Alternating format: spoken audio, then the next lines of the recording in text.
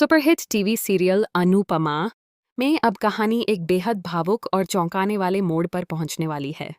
प्रार्थना को अपने नवजात शिशु के साथ अचानक कहीं जाते देखा जाता है और परिवार के लोग घबरा उठते हैं। कोई समझ नहीं पाता कि वह इस हालत में आखिर कहाँ जाने की कोशिश कर रही है। हाल ही में प्रार्थना ने एक प्यारी सी बेटी को जन्म दिया है।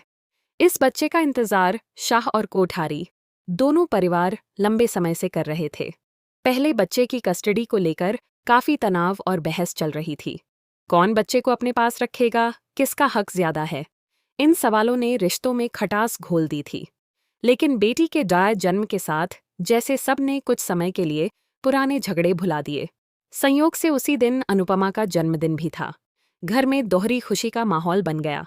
एक तरफ नई जिंदगी का स्वागत, दूसरी तरफ जन्मदिन का उत्सव। मगर इस खुशी के बीच कुछ कड़वे शब्द भी सुनने को मिले। परिवार की बड़ी सदस्य ने तंज कसते हुए कहा कि वे नहीं चाहती कि बच्ची की किस्मत किसी की परछाई बने।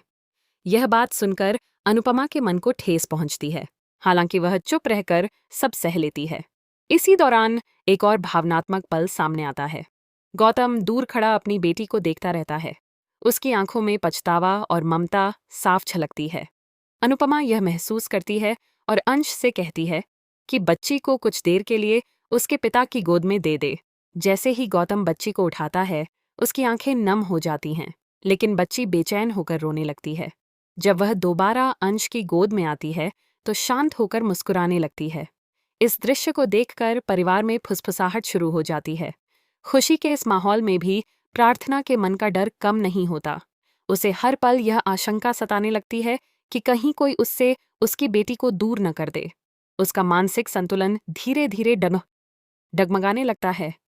रात के सन्नाटे में वह अपनी बच्ची को सीने से लगाकर घर से निकल पड़ती है। उसे लगता है कि दूर चले जाने में ही सुरक्षा है। इधर घर में जब प्रार्थना नजर नहीं आती तो हड़कंप मच जाता है। अनुपमा सबसे पहले उसकी कमी महसूस करती है। पूरा परिवार अलग अलग दिशाओं में उसे ढूंढने निकल पड़ता है। चिंता और डर का माहौल बन जाता है। आने वाले एपिसोड्स में दर्शक देखेंगे कि यह डर केवल एक कल्पना नहीं, बल्कि एक गंभीर स्थिति में बदलने वाला है। प्रार्थना की मानसिक हालत कमजोर पड़ती दिखेगी और इसी वजह से बड़ा हादसा होते होते बचेगा। अब सबसे अहम सवाल यही है कि अनुपमा अपनी समझदारी और धैर्य से प्रार्थना को कैसे संभालेगी।